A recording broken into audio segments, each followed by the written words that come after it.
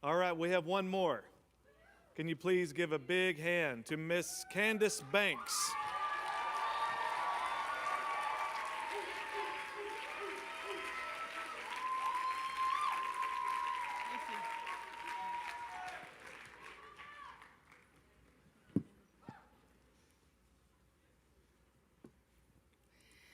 Well, I don't even know how to follow that up. I guess I have to follow or do what my spiritual son Robert says and just stay in your lane, Mom. Just stay in your lane. Well done, y'all. What an honor and a privilege it is to be up here. I first want to say thank you to Dr. Holler.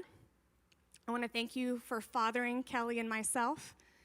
I want to thank you for seeing me and believing in me. I want to thank you, Pastor Eric, for all the wisdom you've imparted this semester. I want to say a special thanks to my spiritual daughter, Carolyn Hope Brooks. Thank you for all your help, your love, and support this semester. I want to say hello. I know this is a lot, but I really want to bless the people that have been supporting us. So hello to my mom and dad who are watching in Round Rock, other family all over Texas, Tennessee, North Carolina, and even Jamaica, Mon. Finally, to my husband, Kelly, you're the love of my life and my best friend. I am who I am because you are who you are. Whatever we do, wherever we go, I do it with you and with Jesus. I love you. So again, my name is Candace Banks. Kelly, my studtacular husband, and I've been married for 16 years, and we have 2 boys. Brendan is 14, and Corbin is 13. Now, one day, when Brendan was about 5 and Corbin was about 3, I was making pancakes in the kitchen. And I could hear my boys in the other room bickering over who would get the first pancake. So being the amazing mother that I am, I decided to make it a moral application. And I said, Brendan, Corbin, if Jesus were here right now, he would say, let my brother have the first pancake. Now, Brendan, without skipping a beat, turned to his brother Corbin and said, Corbin, you be Jesus. I love to laugh and I love a good joke. And you know, life is just too short to take it or ourselves just too seriously. Let's get started. If you will open up your Bibles to Psalms chapter 40, I will be reading verses 1 through 3. Again, that's Psalms chapter 40, verses 1 through 3. The title of my message today is Amazing Rescue, and I will be bringing you 2 guarantees. Jesus will lift you up, and many will be amazed. Psalms chapter 40, verses 1 through 3 reads as follows. I waited patiently for the Lord to help me, and he turned to me and heard my cry. He lifted me out of the pit of despair, out of the mud and the mire. He set my feet on solid ground and steadied me as I walked along. He has given me a new song to sing, a hymn of praise to our God. Many will see what he has done and be amazed. They will put their trust in the Lord. Guarantee number 1, Jesus will lift you out. Now, in the first verse, when it says he lifted me out of the mud and mire, it's easy to assume that mire is a sticky and gross substance like mud, and that is a true definition. However, I was intrigued to find that another definition of mire is a situation or state of difficulty, distress, or embarrassment from which it is hard to extricate oneself. In 2016, 13-year-old Madison was studying in her bedroom when her mother burst into the room and exclaimed, Madison, our neighbor's 2-year-old son has fallen down into the septic tank, and you are the only one petite enough to get down in there and help him out. Will you help? Madison and her mother sprinted across the yard to their neighbor's yard where they found the 2-year-old boy's mother staring frantically down the basketball-sized opening in the ground.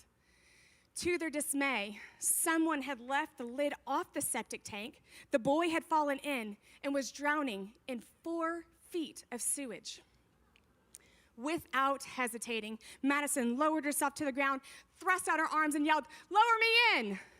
Madison had to wriggle her arms and her shoulders to get through the tiny opening.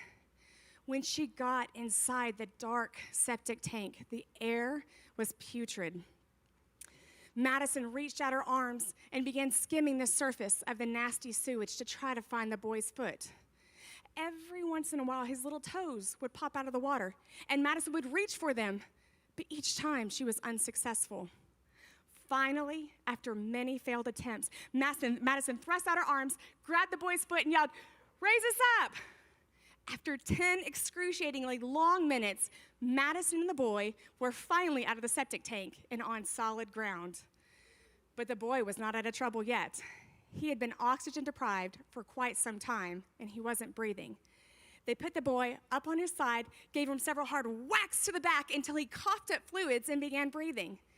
They took the boy to the hospital, and he was released later that same night. Jesus promises in John 16:33 that in this world you will have trouble, but take heart, he has overcome the world. When your life seems to be dark and dismal, full of difficulty and distress, trust that Jesus will dive down into your mess and pull you back into safety. When you find yourself in a troubling situation, drowning in hopelessness and despair, wait patiently and confidently that when you cry out to Jesus, he will hear your cry. Jesus will rescue you and return you to solid ground. Guarantee number 2, many will be amazed. So as I said, Kelly and I have been married for over 16 years, and the first few years of our marriage were very challenging. I wanted so bad to be a mother, and time after time after time, we would get pregnant, but time after time after time, we would lose the baby. After a stillbirth, many miscarriages, and the adoption of our oldest son, Brendan, I got pregnant with Corbin. And after 9 long months, my induction date came. My labor was fairly fast and uneventful, and I was elated to see my body do what it had been created to do, bring a baby into this world. We were on cloud 9, and it seemed that nothing could burst our bubble. But suddenly, when Corbin was just 7 hours old, he turned the craziest shade of purplish blue I've ever seen. Corbin had stopped breathing, and I thought we would lose him. Nurses rushed into the room and took Corbin away from us and began running a wide assortment of tests. In a moment's notice, our world came crumbling down around us, and I cried out to God, "God, don't you dare take this child away from me. He is mine, and you can't have him." Now, as a side note, I've since then learned that it wasn't the Lord, but it was the devil who was actively trying to kill and steal and destroy our hope in our family. After running many, many tests, they determined that Corbin was born with a condition called a subdural hematoma, which is a fancy medical term for a bleed on the brain. They started administering a medication called phenobarbital, and it immediately stopped the seizures. After a long week in the neonatal intensive care unit, Corbin was stable, and we were able to return home and become a family.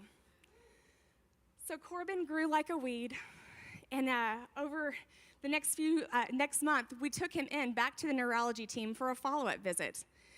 The doctor weighed Corbin, looked at his chart, scratched his head, and with a dumbfounded look on his face said, "Well, I'm not really sure what to tell you.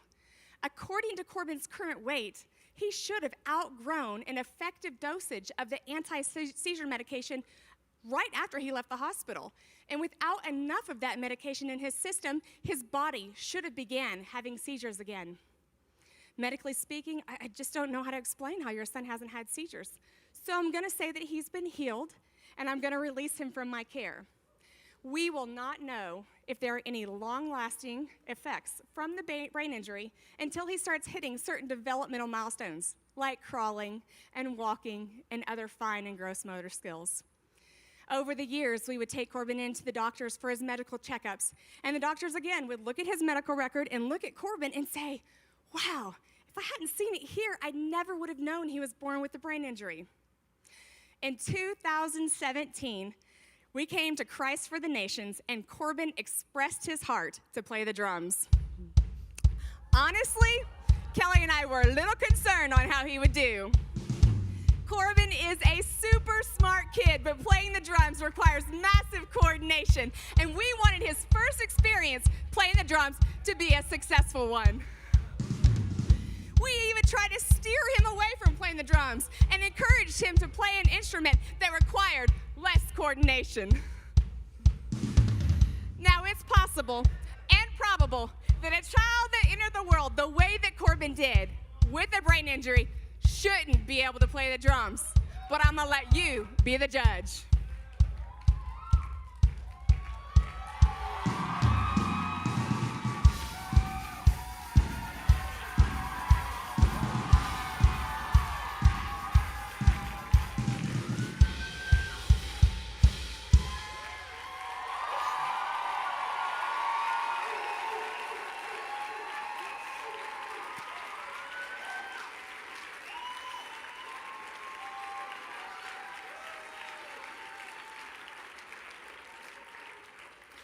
If you are in a place of giving up or losing hope, don't. Impossibility must bow the knee to Jesus. Jesus said in John 10:10 that the thief comes to steal and kill and destroy, but that he has come to bring life. When the enemy does come at you to try to steal and kill and destroy, you stand firm and knowing that it is Jesus who brings life. And when he does, it will astonish those who see the great things that he does. What I want you to remember today is Jesus will lift you out. When you find yourself in a dark place, Jesus will be there to dive down into your mess and bring you back into safety. The word says that you are his beloved, and he will never, ever leave you nor forsake you. Secondly, many will be amazed. The testimony of Jesus is the spirit of prophecy. Your story, if you allow it, will cause many to be in awe of the greatness of our God. Your story is powerful.